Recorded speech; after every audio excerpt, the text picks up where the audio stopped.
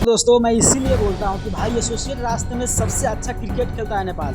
क्योंकि देखो Asia cup 2025 में ओमान की बात करें, यूएई की बात करें या चाहे हांगकांग की बात करें, भाई इतना ज़्यादा खराब प्रदर्शन की सोचो कोई जाकर 55 रन पर 61 रन बॉल आउट हो जा रहा है तो कोई जाकर, मगर वही नेपाल जब 2023 में खेला था तो भाई 230 रन लगाना बहुत बड़ी बात हो गई। इसीलिए मैं बोलता हूँ कि लगातार मैं ये बातें करता रहा हूँ कि देखो नेपाल क्रिकेट है ना, जो कि एसोसिएट राष्ट्र में सबसे बेहतर खेलता है और सबसे अच्छा इनका बॉलिंग भी है, बैटिंग भी है। क्योंकि देखो आप पाकिस्तान के खिलाफ देखो चाहे इंडिया के खिलाफ देखो, संघर्ष करते नजर आ रहे हैं भाई। 2025 में उतना इंटरेस्ट नहीं था जितना इंटरेस्ट इससे पहले था। यानी कि आप सोचो कि आपको पता होना चाहिए कि जो यूएई से मैच हो रहा था नेपाल भारत को, तो उसमें कितना रन बनाया था।